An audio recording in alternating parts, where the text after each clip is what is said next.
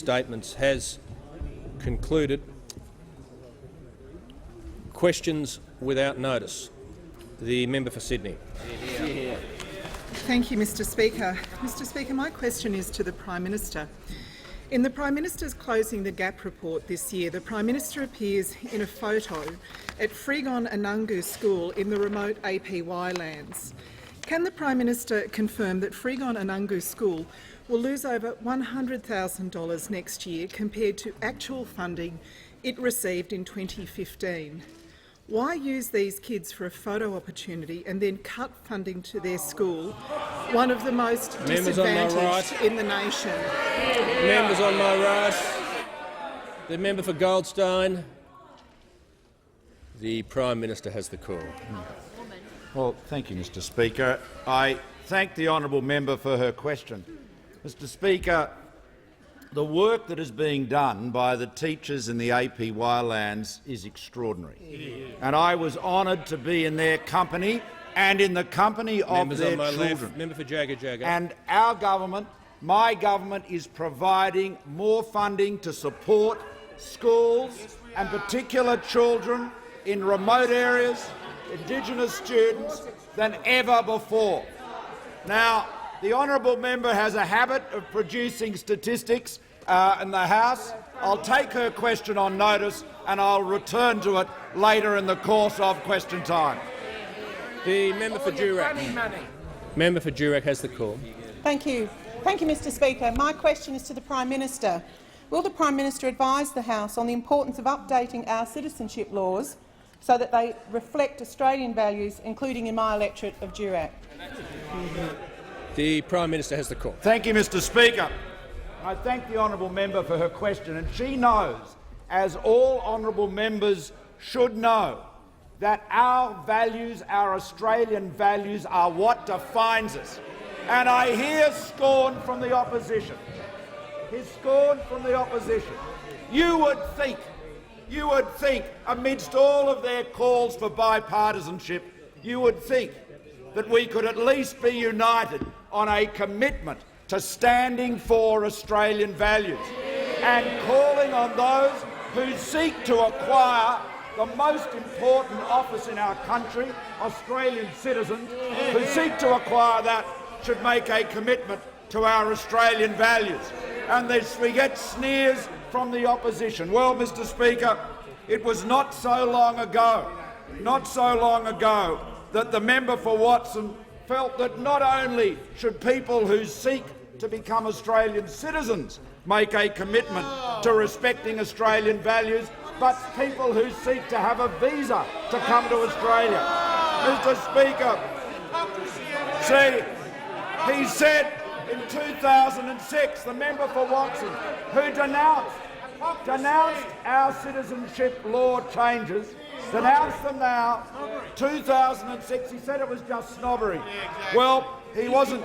2006, he said surely we should ask all those who enter Australia, not just those who seek to become citizens, all those who enter Australia to make some sort of formal commitment to respect the democracy that they are about to enter. Members on my right. He goes on. He waxes eloquent.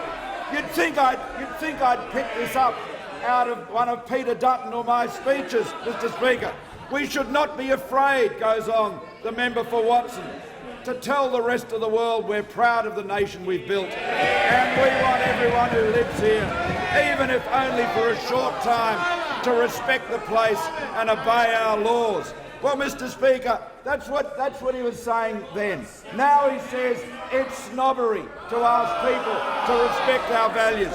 And of course, another aspect of the alleged snobbery, Mr Speaker, is requiring people to become citizens to have competent English. He says he doesn't. Now he says members that's on my left too.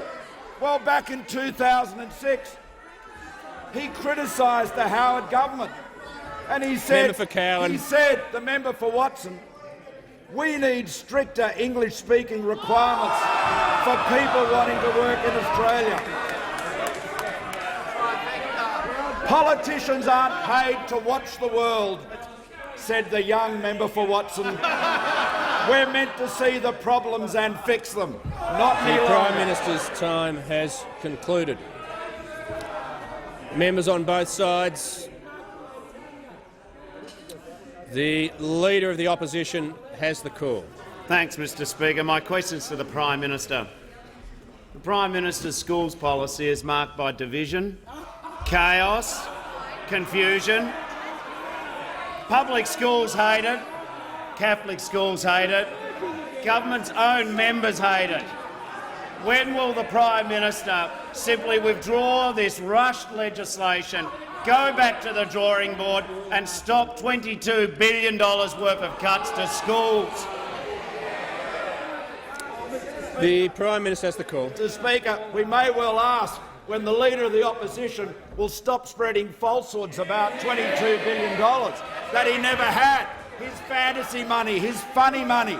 It was never ever funded, it was never ever paid for, and every member of the Gillard government at the time knew that. It was a parting shot. Nobody in the school sector, Catholic, independent or public school sector, ever believed that promise, that so-called promise of an extra $22 billion. Mr Speaker, the fact is that we have put into this House legislation which delivers for the first time national, consistent, transparent, needs-based funding, as called for by David Gonski, as endorsed year in, year out by the Labor Party but never delivered. He says that he doesn't like our schools policy. Well, at least we've got one. The Labor Party doesn't have one. It has 27 conflicting, inconsistent deals, one political deal after another. Not a thread of consistency or principle ties them together other than the momentary self-interest of the Labor Party back in 2012. That is what was the result of a government, a Labor government, that could not see past their immediate short-term political advantage. They kicked that can down the road, and as usual, it is the coalition in government that is cleaning up Labor's mess. Now we are delivering consistent, needs-based, transparent funding for all Australian schools. And I hear the member for Gorton calling out. He's interjecting, Mr Speaker. He says it's a joke. Well, I wonder whether he regards... Let's hear from the member for O'Connor and Labor members about how much of a joke they think the CFMEUs, the member for Gorton, I should say, the member for Gorton, let him speak up today and tell us how much of a joke or how humorous John Setka's threats to track down ABCC inspectors, to threaten them with violence, the threats, and they challenge us.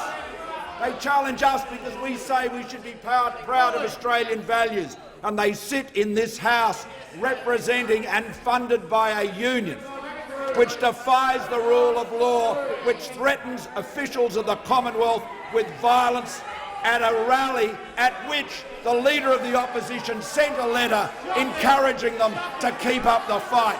Where are the values? Where's the principle? Where's the rule of law from Labor?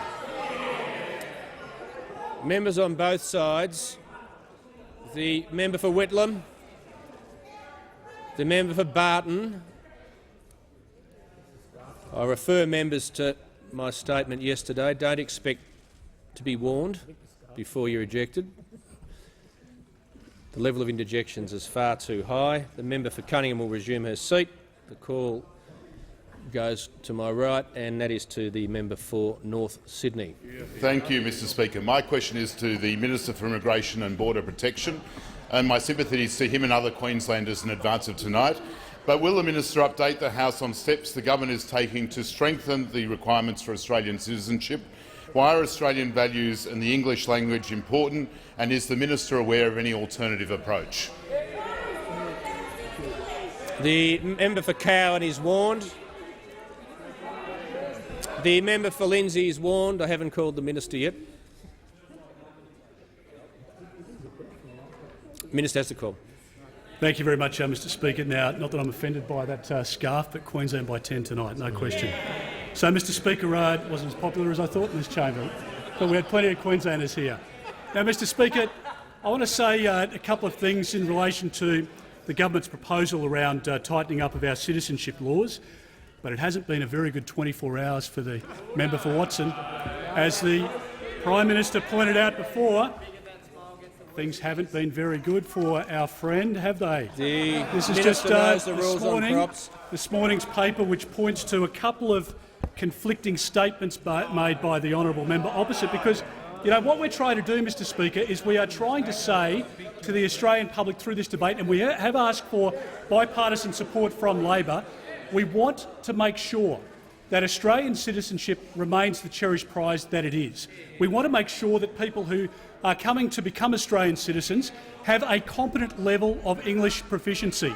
We want people, Mr Speaker, to be able to integrate not only into their local communities but into schools, into workplaces. We want them to be as successful as they possibly can. The trouble is that there is division across the Labor Party. So what did they do yesterday? They came out with this red herring that somehow they were opposed to that plan, when we know only a few short years ago the honourable member opposite was clearly in favour, as the Prime Minister pointed out before, of tougher English language requirements. This is a red herring. It is a red herring. They're not opposed to increasing the 1-year permanent residency to 3 years before people could apply for citizenship. That is all a red herring. The problem is that the same left-wing members of the Labor Party who are opposed to our boats policy are the same people, Mr Speaker, who are holding this Leader of the Opposition to hostage on what is a perfectly common-sense approach that the government is taking. Now, don't take my word for it, Mr Speaker. Graham Richardson, writing in the Australian today, said, and I quote, "Given that almost half the Labor caucus has serious doubts about supporting tough legislation on refugees and turning back the boats." That was a quote from Graham Richardson, Mr Speaker. He defines the modern Labor Party. That is that they are torn apart internally. They don't want the public to see it. The public had it on display because we know that when the member for Watson was the Immigration Minister, we know that on his watch he wasn't very successful then either as the Immigration Minister, because we know that 83 boats came on his watch and we know that 1,100 kids went into detention. So I would say to the Australian public, don't trust Labor when it comes to boats, and don't trust Labor when it comes to national security. That is very clear. The Labor Party continue to tear themselves apart, and under this Leader of the Opposition, he has no ability to show the leadership that is required in the office that he holds. The member for Cunningham. Thank you, Mr Speaker. My question is to the Prime Minister.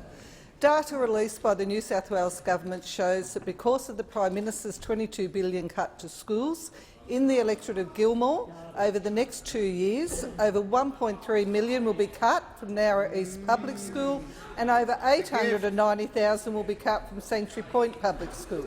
Has the member for Gilmore made any representations at all to the Prime Minister about these cuts to schools in her electorate?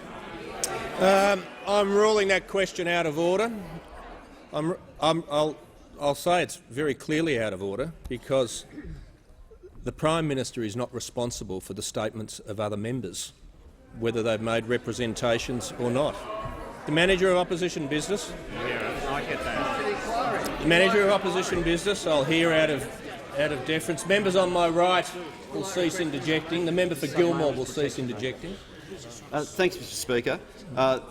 It's always, as I understand, been allowed to ask a minister what representations they've received from various groups and the various Minister for Infrastructure or Urban Infrastructure is warned. And various stakeholders on any issue. I'm trying to work out why it's legitimate for us to ask about whether an education group or a state government has made representations to a minister or the Prime Minister and not ask whether an elected member of Parliament has.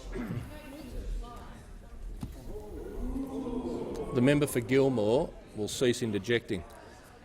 The point I've made, and in fairness to the member for Cunningham and the Manager of Opposition Business, this is not a knee-jerk ruling I've made. I did allow a similar question in which I felt I was in error, I think last week. No, it was further ago than yesterday. It might sometimes yesterday feels like last week, but and having reflected on the matter, I don't think those sort of fishing expedition questions that don't go to the Prime Minister's responsibilities or any minister's responsibilities are desirable and fit within the standing orders. Now, I'm prepared to obviously allow questions that go to ministers' responsibilities.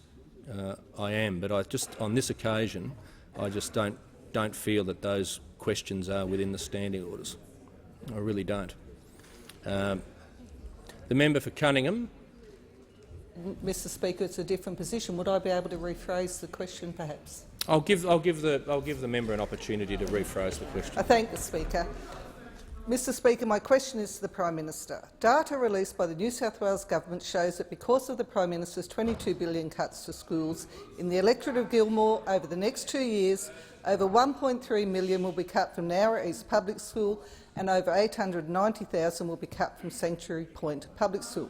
What would the Prime Minister say to the parents of the students in those schools about these cuts? That question is completely in order. The Prime Minister has the call. Thank you, Mr. Speaker. Mr. Speaker, I thank the honourable member for a question. I have to say that her colleagues on the opposition benches were shouting so loudly I couldn't hear her question on the previous occasion. So I thank her. I thank her for being able, her colleagues, at least for letting me understand a question. Let me say this to her. Regarding the schools in the electorate of Gilmore, all of them will receive substantially more funding under the government school funding program. That's the first point. The second point is that the $22 billion figure the honourable member talks about is complete fantasy money. It never existed. We are committing an additional $18.6 billion to schools, Catholic, independent, public schools right across Australia in the electorate of Gilmore and indeed in the honourable member's electorate. So, Mr. Speaker, the honourable members opposite can fantasise about the money they never had, they never paid for, they never financed. They can fantasise that as much as they like. Mr. Speaker, it's not an aspiration on their part, it is a hallucination. It was never there. Now, the reality is that the parents in the honourable member's electorate and in the member for Gilmore's electorate deserve to know that the funding is there and it's committed and it's paid for and it's in the budget. We've done that. We've done the hard yards. We've raised additional revenue. We've made savings and we've delivered a budget that can fund that substantial increase in funding for schools, the largest level of Commonwealth funding for schools in our history.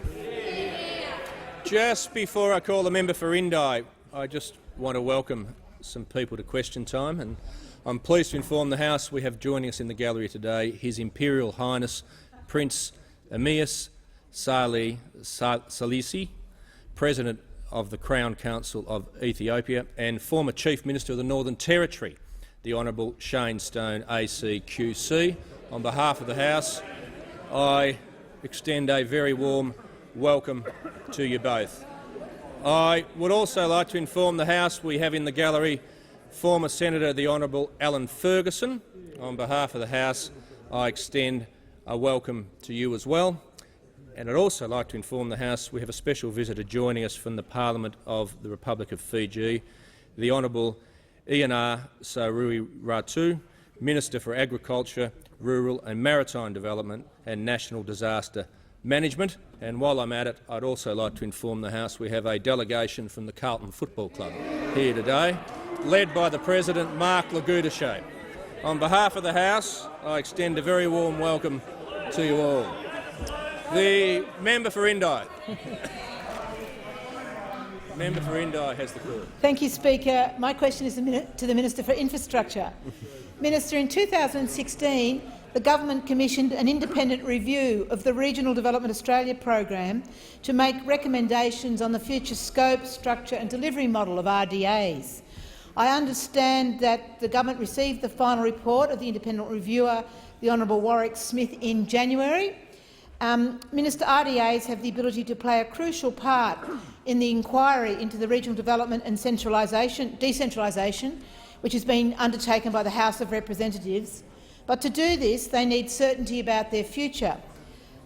Minister, can you tell the House when will the government release this report, provide certainty to the RDAs and allow them to continue to play an active role in forming the regional agenda? The member's time has concluded. The Minister for Transport and Infrastructure has the call. Thank you, Mr Speaker, and I thank the member for her interest and her ongoing involvement in regional development. As she referred to, the independent review of the RDA program has been submitted to the Minister, and the government is considering its response. I had the opportunity this week, as I'm sure the member has. There have been many councils and mayors and RDAs in the Parliament this week for the ALGA conference, and it's important we do have the opportunity to listen to those local communities' ideas. The Minister is considering the report, and as part of the government's ongoing commitment to regional growth, it's important that we liaise with local communities about regional opportunities. Now, the government is committed to regional Australia, and there are many ways that we can work with our local communities to invest in their future. On this side of the House, we do believe in the future of regional Australia, as I'm sure the member for Indi does as well. We're working to build a better, a stronger, a safer regional Australia where everyone can get ahead, and you've seen programs announced in the most recent budget which go directly to that. We're delivering a record $75 billion infrastructure investment program for projects right around regional Australia, which will assist with the regional development and decentralisation challenge that the member referred to. And I look at the projects like the Melbourne to Brisbane Inland Rail, which will go through the member's own electorate, but of course it's been championed by the Deputy Prime Minister himself, the member for Groom, the member for Riverina, the member for Maranoa, the member for Parkes has raised it once or twice or 1,000 times as well. The Pacific Highway duplication, another project which has been well received throughout regional Australia by members for Lyne, members for Page, members for Cowper. We've seen the $6.7 billion for the Bruce Highway, which has been the Bruce Highway program, which has been very well received throughout regional Australia. The Minister will just resume his seat for a second. The member for Indi on a point of order. Yeah, Mr Speaker, a point of order is relevance to the question. The question was when will the report be released?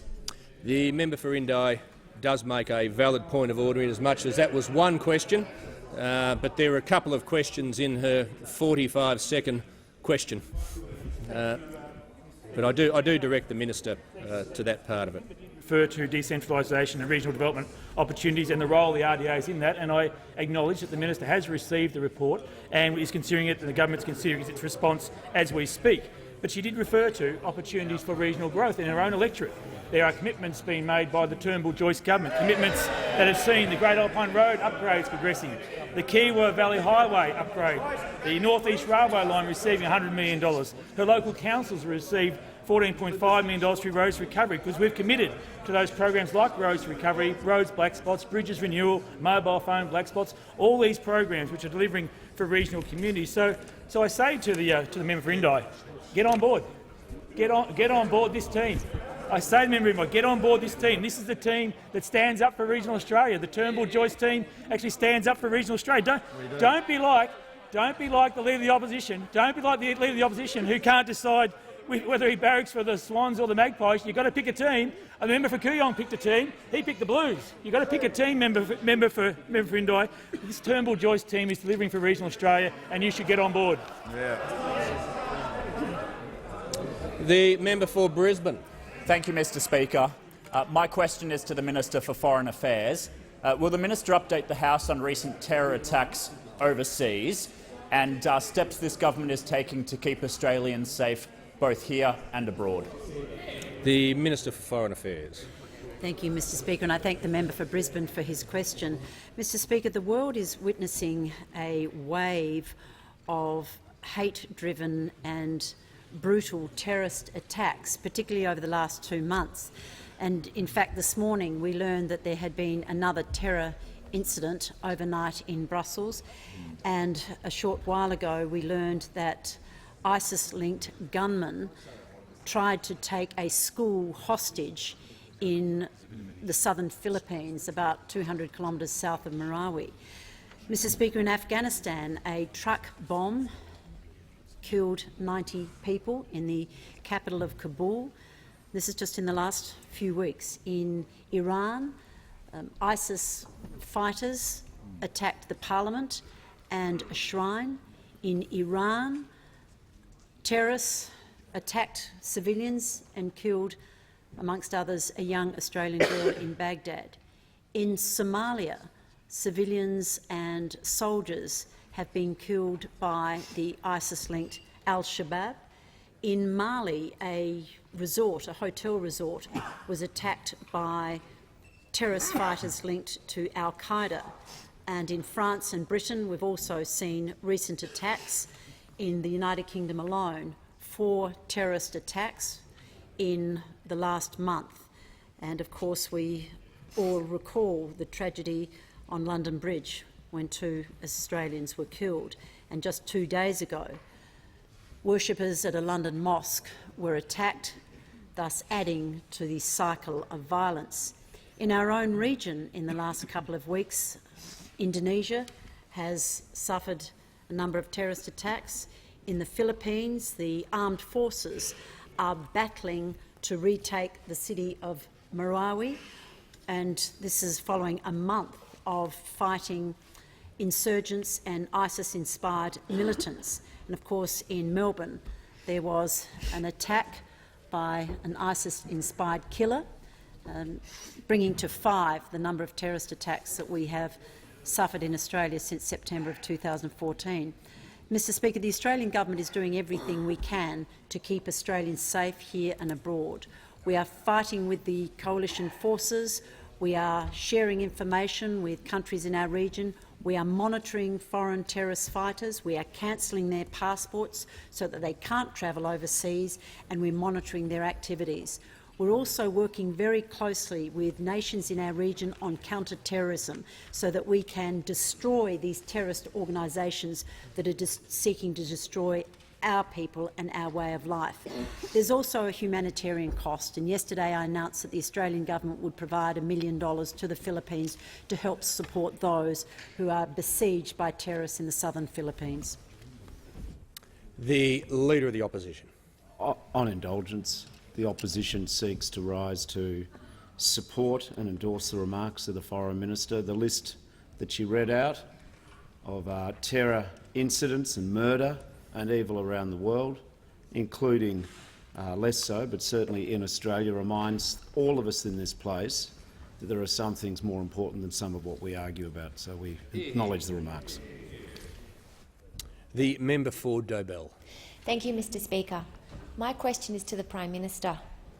Data released by the New South Wales Government shows that because of the Prime Minister's $22 billion cuts to schools Members on in my the electorate right. of Robertson over the next 2 years, The member for Dobell will 1. resume her seat.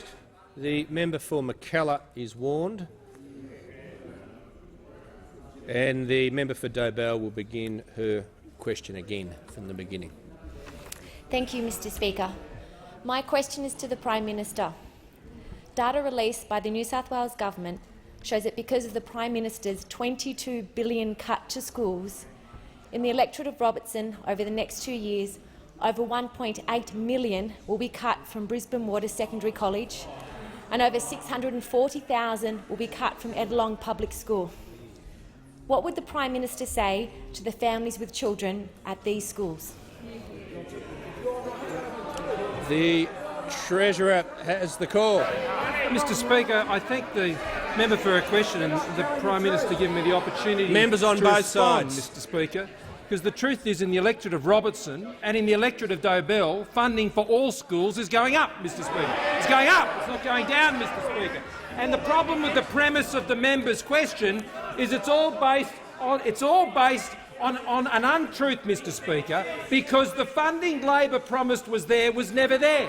It's all fake money, Mr Speaker. There was never money to pay for the things Labor was talking to. And I agree with the member for Mayo, who earlier today said, when making remarks about the education funding debate, she said the whole debate has been about comparing apples, that is the funding offered by the government, with imaginary pears, Mr Speaker, which is what is offered by the Labor Party. Now, we do know there's enough imaginary fruit on that side of the parliament, Mr Speaker, to make an entire magic pudding when it comes to budgets, Mr Speaker, because we know that's how they do their budgets. We also know, Mr Speaker, that the way Labor do budgets is they spend the same money over and over and over again. They say they're going to reverse the enterprise tax plan, Mr Speaker.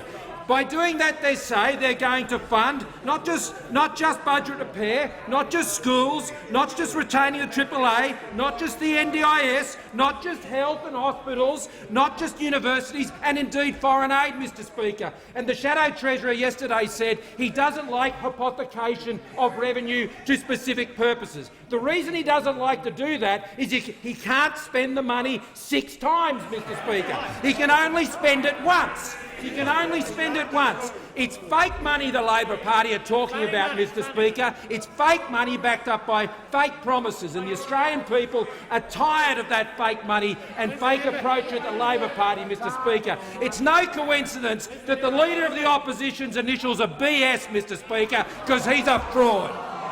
The Treasurer will return to the dispatch box. The member for Isaacs is warned. I've asked the Treasurer to come back. I'm not needing the member for Isaacs for any advice on any subject.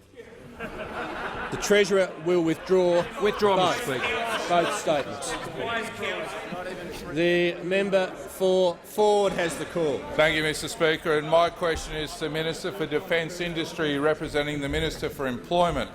Will the Minister update the House on the government's commitment to the Australian Building and Construction Commission?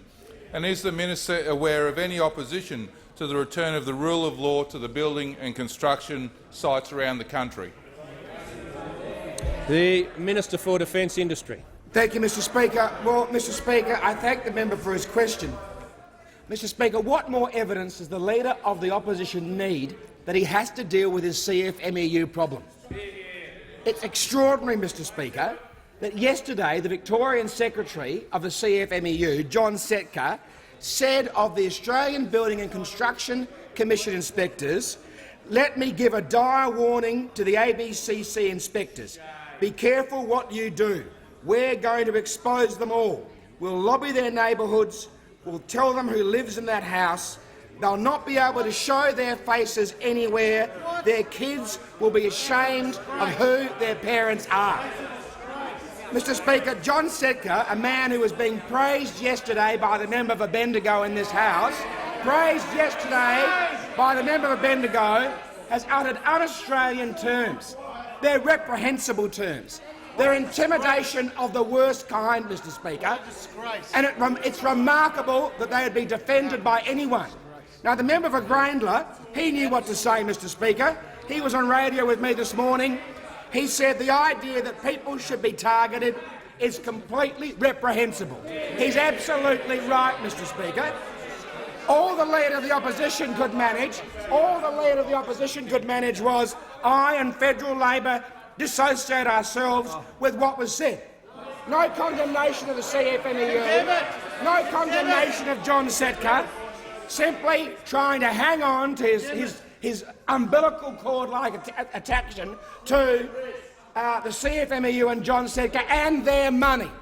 Their $3 million of donations that the CFMEU has made to the Labor Party since the Leader of the Opposition was Leader in 2013. If he really meant it, if he really wanted to stand up for law-abiding Australians, rather than the CFMEU, for Australians who are just doing their jobs every day, if he really wanted to stand up for them, he would refuse to take any more donations from the CFMEU. He would disaffiliate the CFMEU from the Labor Party. He would not allow the CFMEU to sit in policy forums deciding policy for the Labor Party and pre-selection for the people who sit in this House and other parliaments around Australia. But he won't do that, Mr Speaker, because he's no Bob Hawke. As Bob Hawke said as recently as last year, I wouldn't tolerate them. You know what I did with the Builders Labour's Federation? I would throw them out. Bob Hawke knows how to lead the Labor Party, Mr Speaker, not this Leader of the Opposition. This Leader of the Opposition is a lion in Canberra talking about workers' rights. He's a mouse in Melbourne Trades Hall.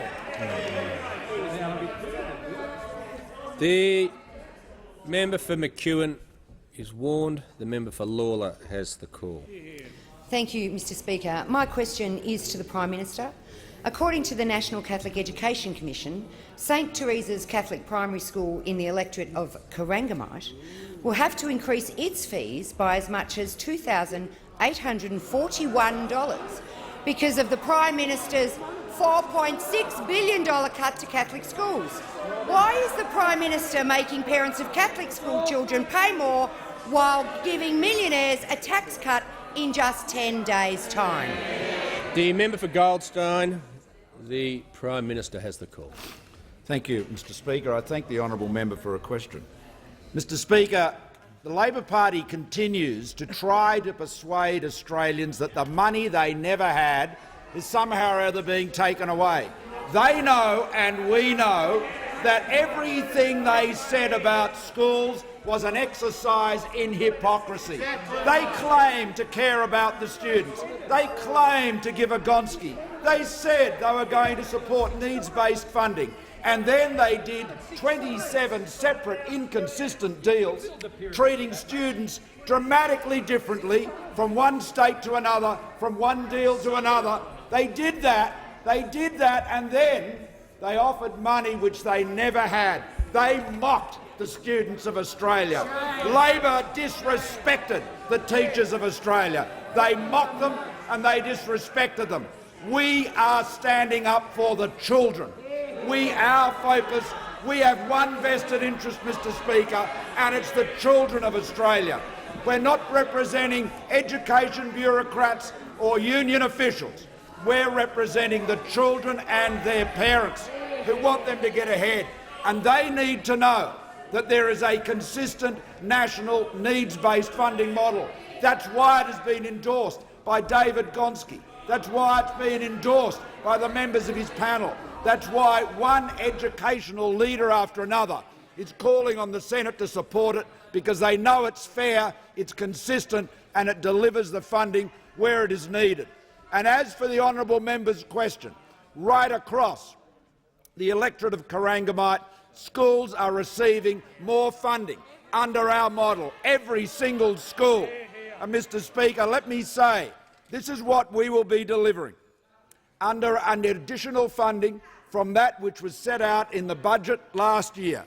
And we'll be funding over that period $18.6 billion of additional funding, committed, paid for, funded, and the total Commonwealth funding over the 10 years, $242.3 billion, $81 billion going to the Catholic system, $101 billion to state and territory public schools, and $61 billion to independent schools.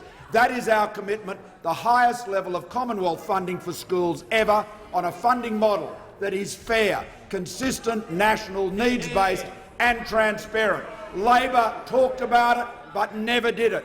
They were all about politics, no principle, forgot about the children, focused on their own political ends. Our vested interest is the kids. That's our commitment. The member for WRIGHT. Thank you, Mr Speaker. My question is to the Minister of Justice and the Minister assisting the Prime Minister on counter-terrorism. Will the Minister update the House on the government's recent investments in our law enforcement agencies, and what are the threats to those agencies? The Minister for Justice.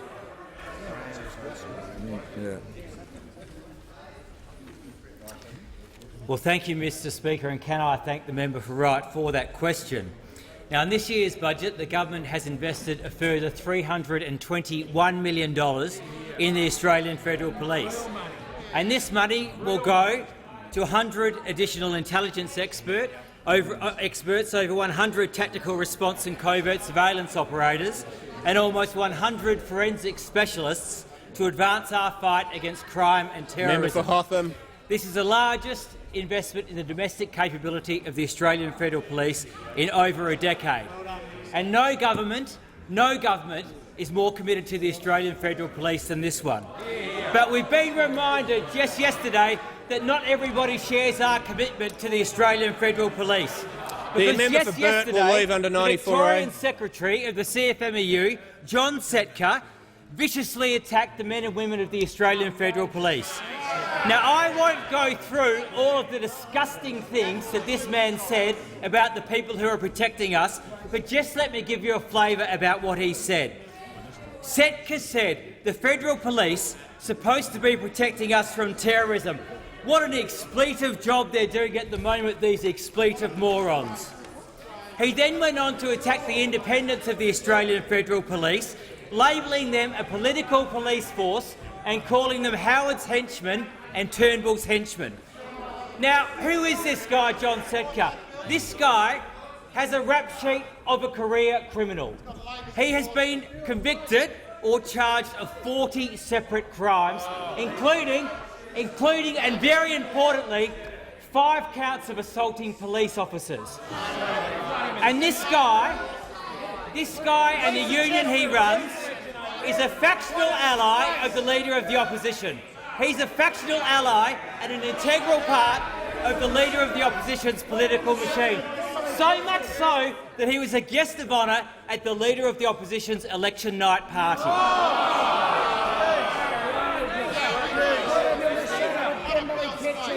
Now, when the Leader of the Opposition was asked about this at his press conference today, he said nothing about this, by the way, nothing at all, until he was asked at a press conference about this morning.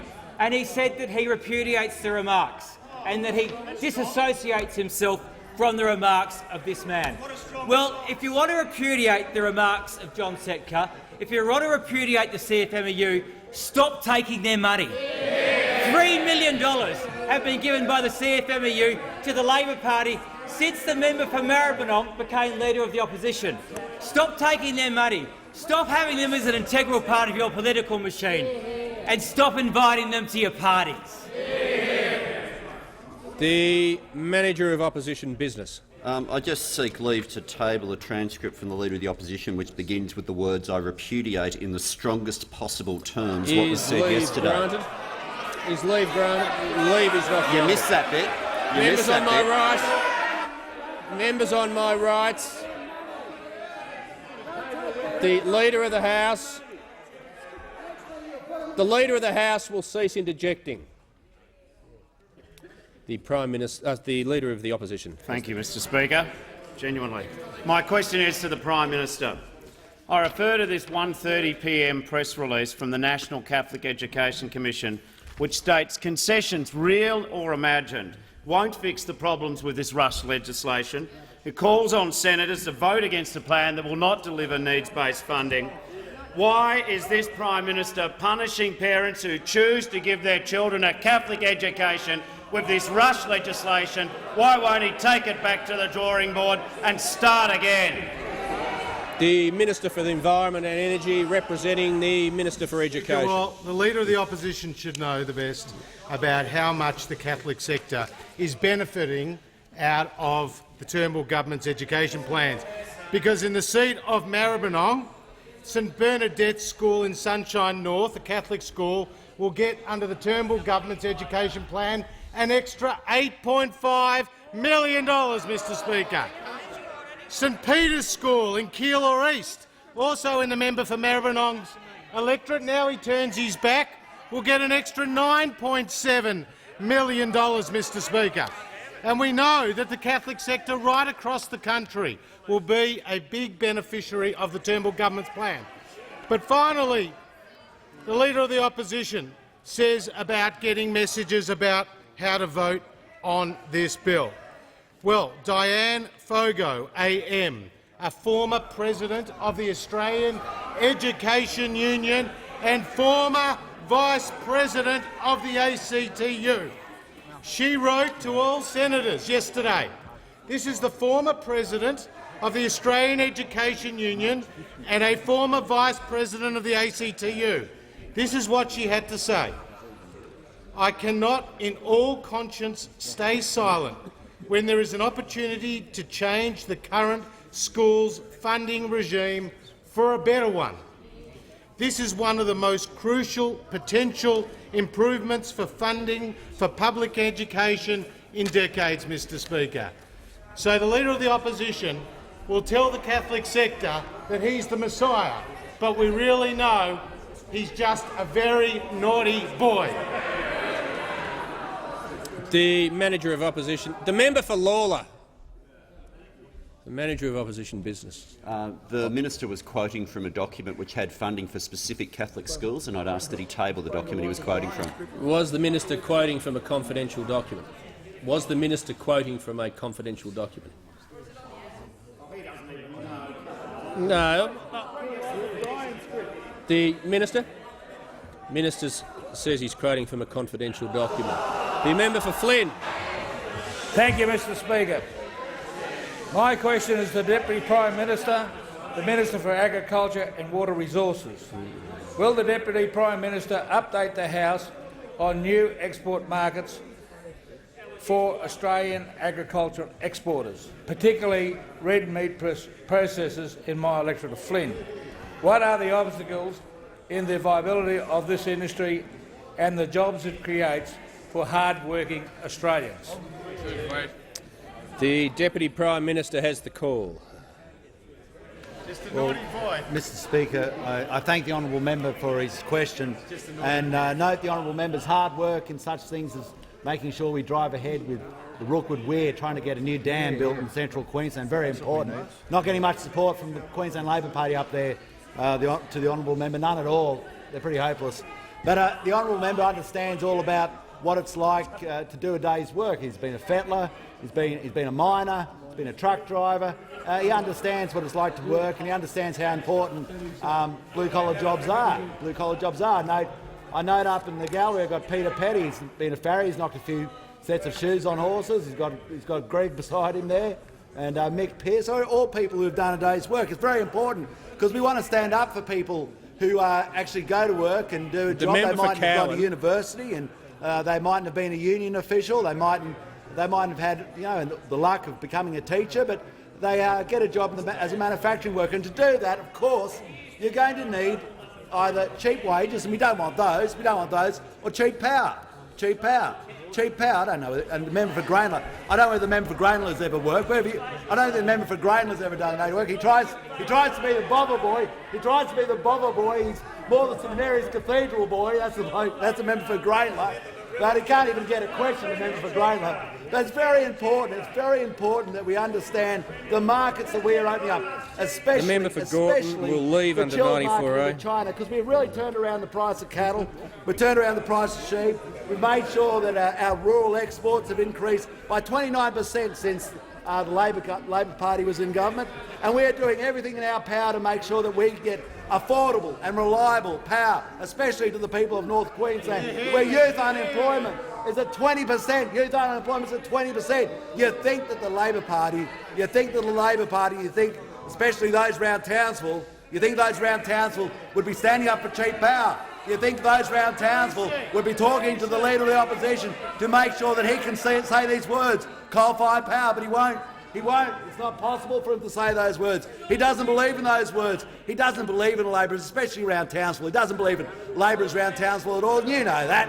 You know that. You know that he's not going to stand up for working men and women. It's really important that we understand that if we're going to stand behind those meat workers in Rockhampton and the member for Capricornia seat, that we have the ability to get baseload power, renewable and affordable into those meat works. And that is the sort of delivery that we are doing, because we're going to make sure that we drive forward and we work with our state counterparts to do such things as build new coal-fired power stations, something the Labor Party won't do. Because the Labor Party, and I say this to those from Tenterfield and from Uralla, the Labor Party are owned by the Greens. They're owned by the Greens. They've given up on labourers. They've given up on labourers. They no longer believe in labourers. They no longer believe in labourers. They're pathetic. The Deputy Prime Minister's time has concluded. The member for Cowan will leave under 94A.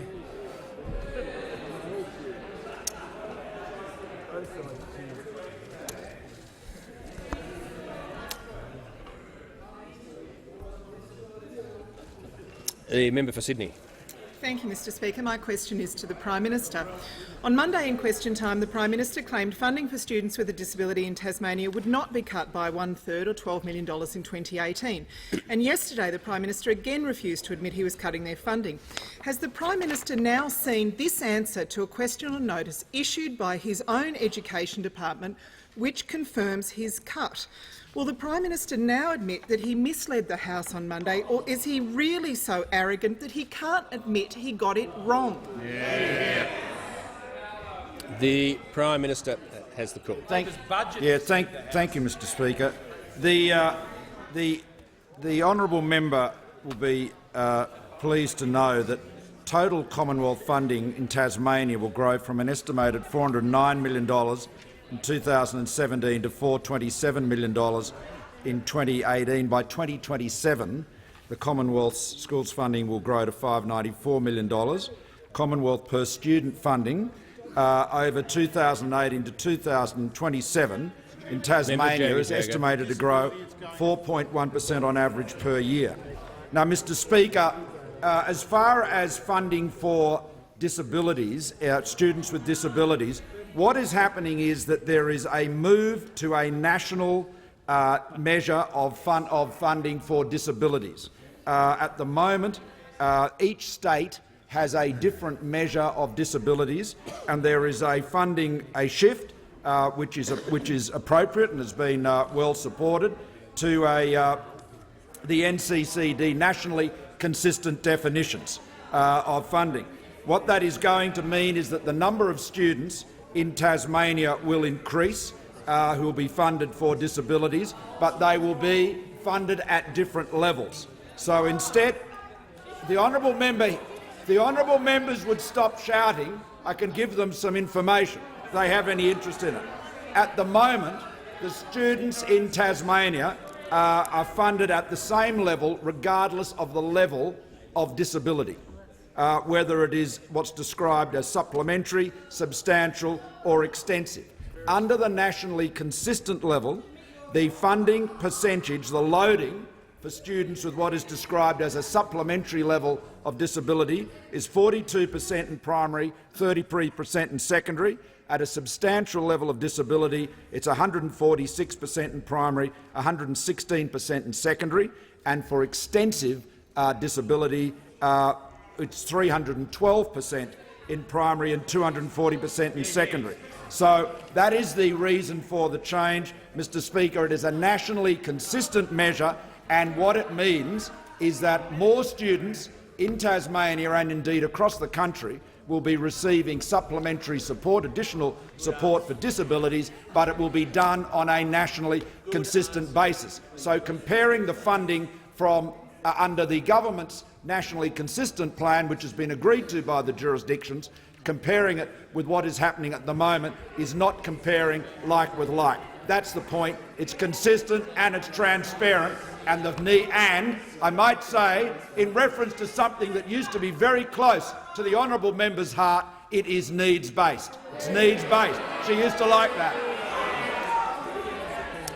The member for Goldstein. My question is to the Treasurer.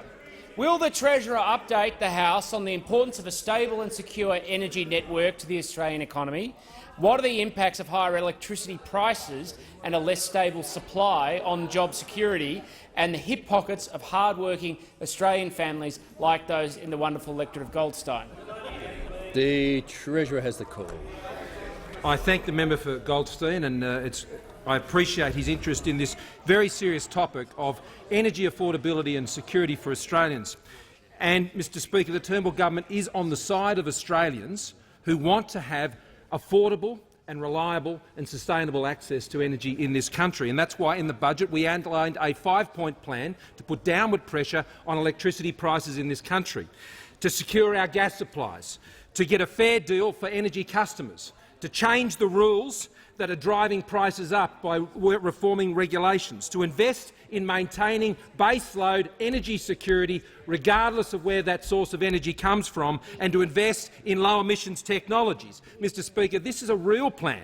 It's a real plan to deliver the affordable and reliable and secure and sustainable energy that a modern economy depends on to grow and drive the incomes that Australians and Australian businesses depend on. It's technology neutral, it's resource neutral and it's ideology neutral, Mr. Speaker, which is incredibly important. Labor's response, Mr. Speaker, is to cheer on the closure of coal-fired power stations, cheer them on that are providing dispatchable, I should say, Mr. Speaker, reliable power to Australian businesses and Australian households. Their answer, their response is to cheer that on, Mr Speaker. Now, what is the Labor Party's message? What is the Labor Party's message to electors and people in Portland, in Wollongong, in the Latrobe and the Hunter Valley, Mr Speaker, when they are cheering on the demise of the traditional energy-producing industries of this country? They are happy to sell out 1 million manufacturing and mining workers in this country, 1 in 10 workers, Mr Speaker, for an almond milk latte with the Greens, Mr Speaker, when it comes to energy policy in this country.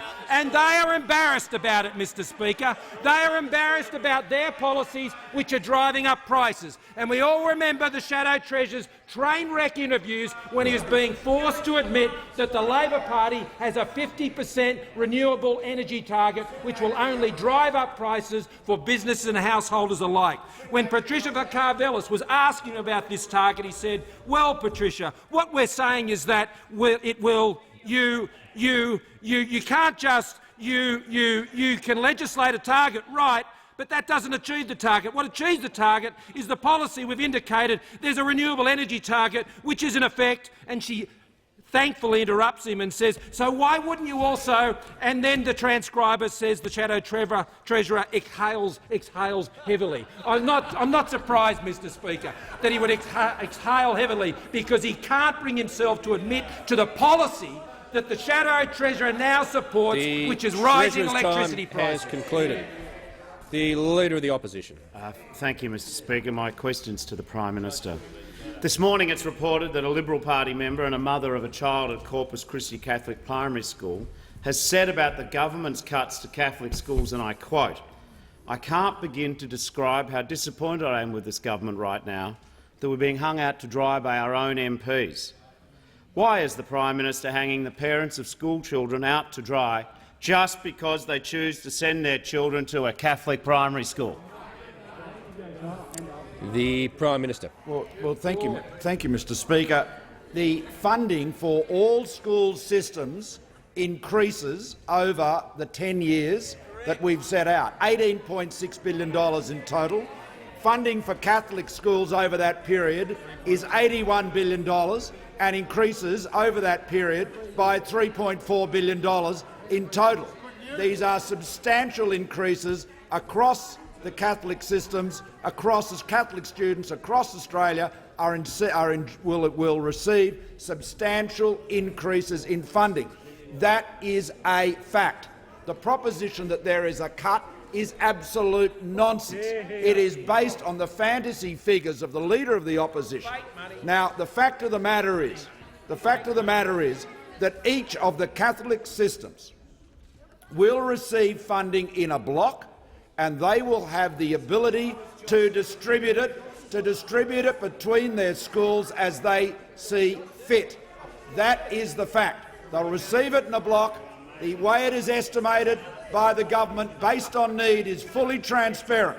But if the Catholic systems wish to distribute the funds and allocate them to their schools in a different manner than set out in the estimator, that is their right, as it always has been. The Leader of the Opposition, Mr Speaker, wants to keep on if he thinks if you repeat something often enough, it'll become true. Well, it won't. The fact of the matter is he is the one that let down Australian students. He let down Australian students. He offered more money. He never had it. He never paid for it. We're delivering it. The member for Sydney says we always had it. They always had it. Mr Speaker, the only thing they had was a massive financial hallucination. They can't count, they can't be consistent, they hate transparency, and the only needs-based funding they've ever focused on is the needs of the Australian Labor Party. The member for Sydney is warned. The member for Sydney will now leave under 94A. The member for Boothby has the call. Thank you, Mr Speaker. My question is to the Minister for the Environment and Energy. Will the minister update the House on how the government is prioritising a stable, secure and affordable energy supply which supports jobs for hard-working Australians? What hurdles stand in the way of providing a secure and affordable electricity supply to families and businesses in my electorate of Boothby and elsewhere? The Minister for Energy and Environment. The member for Boothby for her question. Those on my left. And acknowledge her deep I know he concern started it, but about 2 the days is impact enough. that I'm sick rising of it, okay? electricity prices are having on the households and the businesses in Mitcham, in Blackwood and across her electorate. And that's why she welcomes the Turnbull government's moves to rein in the retail prices, to invest record amounts in storage technology, to yesterday announce the abolition of the limited merits review process and also the restrictions on gas exports. And we're very pleased on this side of the House to see our announcements yesterday welcomed by the Grattan Institute, welcomed by Energy Consumers Australia, Energy Users Australia, and with more than 2 million small businesses across the country, the Council of Small Business said that the Turnbull government's moves will inhibit price rises and create downward pressure on current prices. Now, Mr Speaker, I'm asked about alternatives and hurdles, and we know that those opposite doubled the electricity prices when they were in government. And we know that they gave us the Citizens' Assembly, we know that they gave us the cash for clunkers, we know that they gave us the pink bats, and now they have an emissions intensity scheme which Senator Wong herself has described as a mongrel of a policy. They also have a 45% emissions reduction target, which the Business Council of Australia has said is risky and unnecessary. And we know that our move is going to put downward pressure on prices.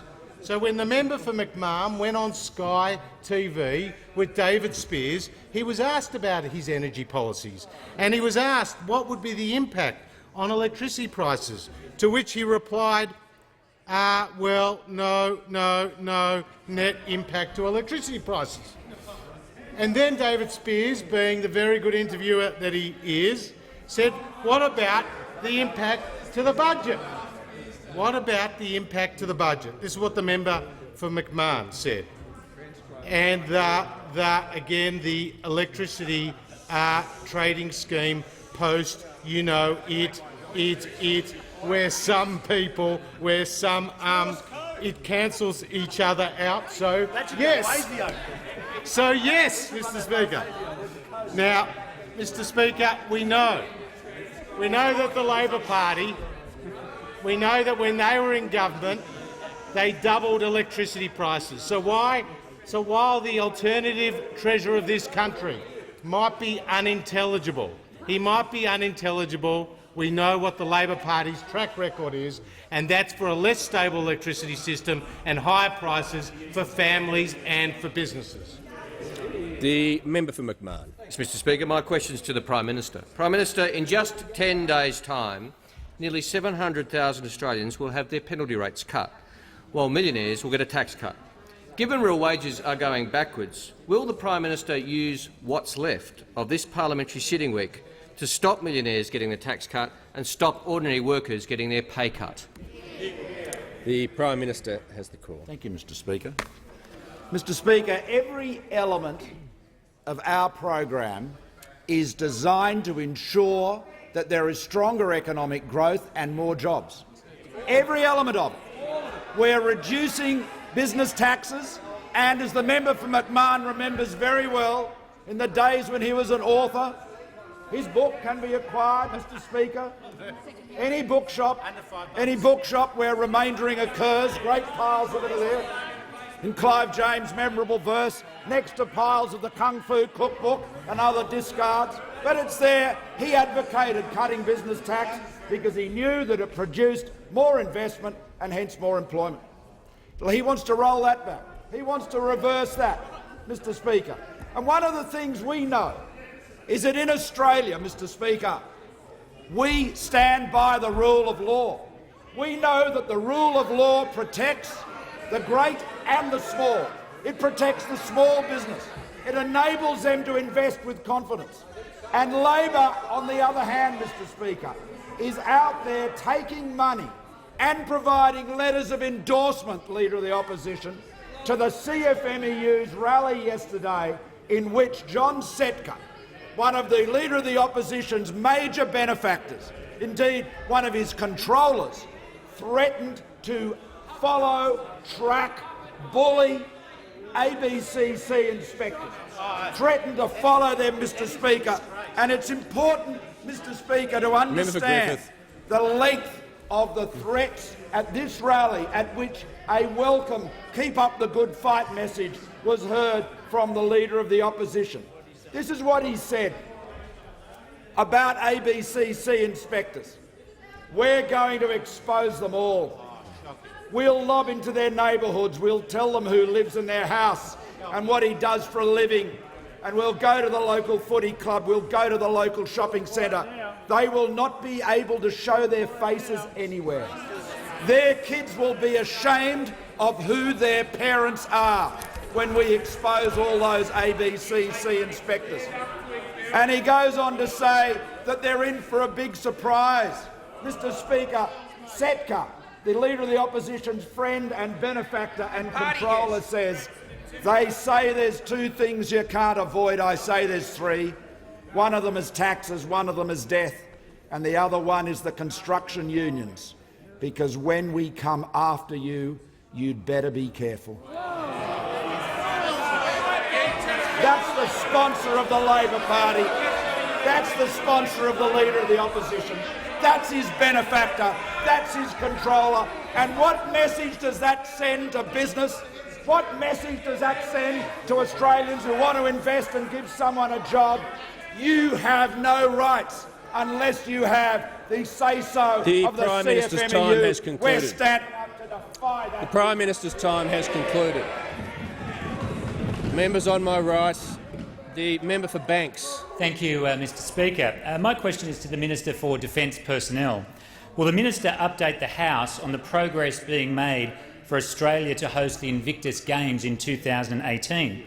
How has the government provided support for our defence members to participate in this international event? The Minister for Defence Personnel.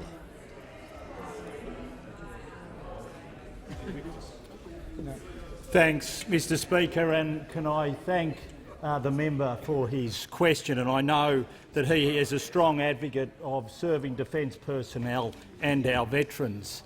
Mr Speaker, today I had the great honour of announcing our team for the Invictus Games this year. They will travel to Toronto, and I did that with the co-captains, Emma Kajolka and Peter Rudlin.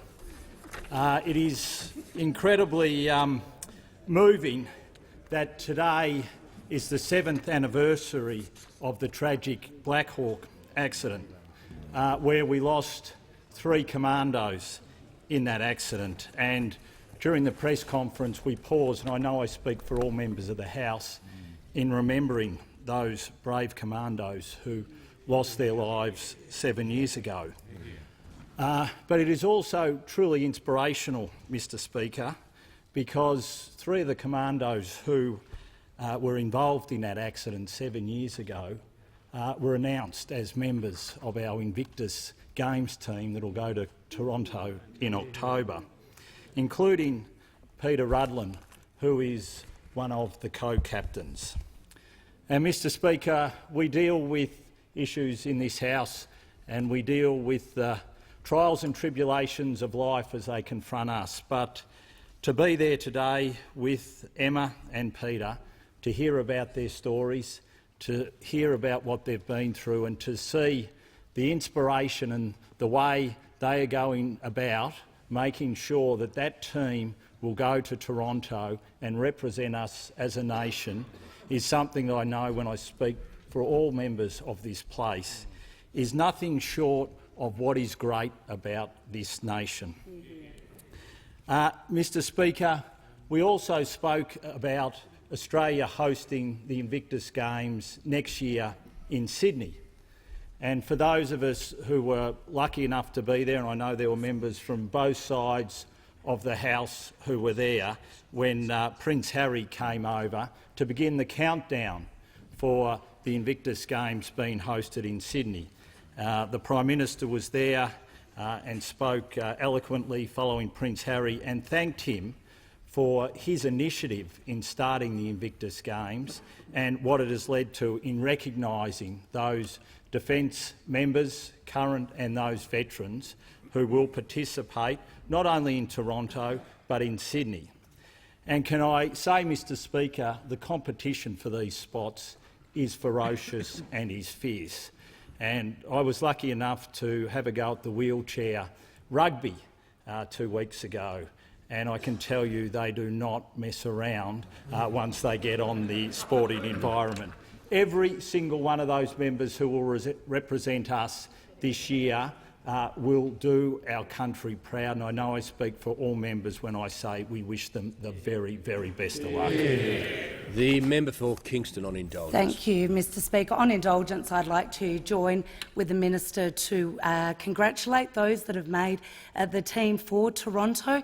Having met many of them a couple of weeks ago at Admiralty House, they are a real inspiration to so many. And hearing Prince Harry speak, he talked about the ferocious competition, but he also spoke about the camaraderie that the team has together and the role that sport plays in the healing process. So I certainly wish our team proud and also wish those putting together the Games in Sydney all the best.